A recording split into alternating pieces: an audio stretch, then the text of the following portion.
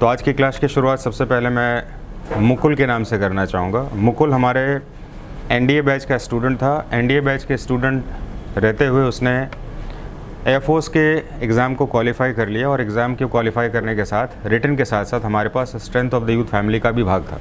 जब मैं बात करता हूँ strength of the youth family, उसको लोग समझते हैं कि शायद कोई अलग सा प्रक्रिया जिसमें कि अंग्रेज़ी बोलना सिखाया जाता है। ये बिल्कुल ही गलत बात। हम आपके इनकॉग्निशन को सिखाते हैं। इनकॉग्निशन का मतलब होता है आपके सोचने के तरीके को डेवलप करते हैं, है ना। आप इंटेंशनली क्या सीखते हैं वो एक अलग बात है। नॉन इंटेंशनली जब सीखते हैं इसमें तो हम उसको कहते हैं incidental learning. Intentional learning student आता है सीखने के लिए। इंसिडेंटल लर्निंग इंस्टीट्यूशन का अपनी कैपेसिटी है वो क्या सिखाना चाहता है। तो जब आप इस माहौल में आते हैं तो आपको इस माहौल को ऐसा क्रिएट किया जाता है जिसमें कि आप अपने पावर ऑफ एक्सप्रेशन के साथ साथ कुछ लीडरशिप स्किल्स को सीखें। तो मुकुल ने सबसे पहले जो है हमारी संस्था में एनडीए में एडमिशन लिया। एनडीए में एडमिशन के साथ वो स्ट्रेंथ ऑफ द यूथ का भाग बना। स्ट्रेंथ का एक बहुत एक्टिव मेंबर था, ओबीडियंट स्टूडेंट था। मेरी नज़र में काफ़ी ओबीडियंट था, सारे एक्टिविटीज़ में भाग लेता था। पावर ऑफ एक्सप्रेशन उनमें से एक भाग था। अंग्रेज़ी बोलने से आर्म फोर्सेज एग्ज़ाम पास नहीं होते हैं, क्योंकि दक्षिण भारत, पूर्वी भारत और उत्तर भारत में जम्मू सब में चले जाएँ तो अंग्रेज़ी बोलने वालों की भरमार पड़ी है, लेकिन वो सिपाही की एंट्री के लिए ही एलिजिबल होते हैं, क्योंकि अंग्रेज़ी पैरामीटर नहीं है आर्म फोर्सेज का। तो अभी मैं मुकुल के बारे में कुछ बात कर रहा हूँ। परसों उसने शाम को मेरे को मैसेज किया, फ़ोन किया पहले, और फिर उसने मैसेज किया इसमें कि सर मेरा जो है 21 भोपाल बोर्ड एसीसी एंट्री में, यानी कि अभी एसीसी 133 कोर्स चल रहा है, तो 133 कोर्स में वो रिकमेंडेड हो चुका। तो जाहिर सी बात है कि एयरफोर्स में रहने के बाद उसने अपने इस एग्ज़ाम को दिया, और एग्ज़ाम देने के बाद अब वो अपनी ये ट्रेनिंग जो है एनडीए वाली ट्रेनिंग होती है इनकी, और उसके बाद वो फिर इंडियन मिलिट्री एकेडमी में जाएगा और वो अपने उस ड्रीम को पूरा करेगा जिसके लिए उसने एडमिशन लिया था। आप में से सभी लोग यहाँ पर इस स्टूडेंट को देखें जो एक छोटा सा, ये हमारा कल्चर है इसमें, है ना, एक छोटा सा बर्थडे सेलिब्रेशन। आप लोग उसको कैसे लेते हैं मुझे नहीं पता। तो ये बर्थडे सेलिब्रेशन का इमेज है इसमें। जब ये पास हुआ था तब आया था हमसे मिलने के लिए। आज ये मूंछों वाला बच्चा है इसमें, मेरे हिसाब से तो बच्चा ही था पहले, एकदम छोटा सा इनोसेंट सा बच्चा था इसमें।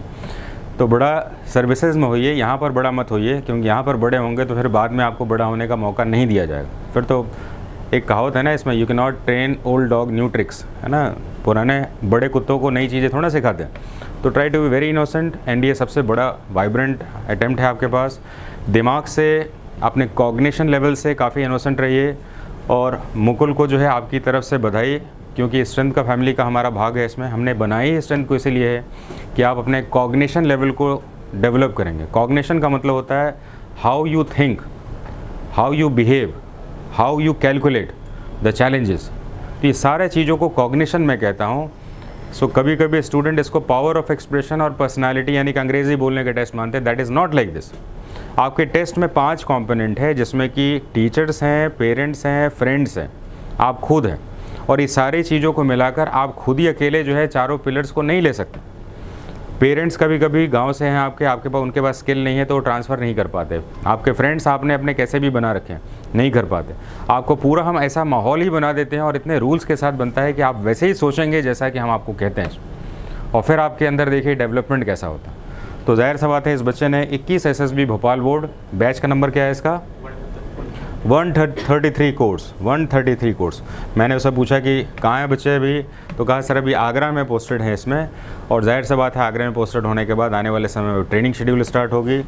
और बीच में मैंने कहा है कि जैसे होता है अभी संस्था में आइए और अपने आप, अब तो इसके जूनियर्स होंगे इसमें, तो जाहिर सी बात है अपने जूनियर से मिलिए और उनको फिर अपने गोल्डन वर्ड शेयर करिए कि कंसिस्टेंट रहना है और ईमानदारी से काम करना है, क्योंकि ईमानदारी का कोई सब्स्टिट्यूट नहीं है ना। आप अपने लेवल पर सोचते हैं कि मैं ऐसा कर पा रहा हूँ, लेकिन सोचिए कि 5 फैक्टर में से आप खुद ही हैं और खुद ही डिसाइड कर रहे हैं। पेरेंट्स का फैक्टर कैसे डिसाइड करेंगे, टीचर का फैक्टर कैसे डिसाइड करेंगे जो आपके लिए बड़ा इंपॉर्टेंट है, फ्रेंड्स का फैक्टर कैसे डिसाइड करेंगे, फ्रेंड्स तो आपने अपने चॉइस से बना रखा है, आपको थोड़ा ठीक कर सकता हो। तो यहाँ पर वो सारे सेक्शंस हमारे ऑब्जर्वेशन में होंगे, और फ्रेंड्स भी कौन होंगे आपके, वो हम आपके एक्शंस को डिसाइड करते हैं, जिसमें कि आपका लर्निंग स्किल्स होगा, स्पोकन स्किल्स होगा, फिटनेस स्किल्स होगा। और क्लास में जो आप लर्निंग करते हैं, मेरे हिसाब से it is one of the best learning part of yours, क्योंकि मेरे हिसाब से जो आप पढ़ाई कर रहे हैं एग्जामिनेशन में, आप देखिएगा इसमें मोर देन 60% क्वेश्चन उसके आएंगे। That I claim it. अच्छा होगा भी क्यों नहीं भाई, जाहिर सी बात है कि एग्ज़ाम को देखने का इतना सारा अनुभव हमने लिया ही किस लिए। तो आप सिर्फ उस चीज़ को फॉलो करिए जो मैं आपको कह रहा हूँ उसमें, और उसके बाद ये रिजल्ट्स बहुत सारे हैं। तो स्ट्रेंथ फैमिली को बधाई, क्योंकि आपके बीच में जो रहा हुआ स्टूडेंट है उसने पास किया है, तो एक ताली बजा के उसको कम से कम कॉन्ग्रेचुलेट तो करिए।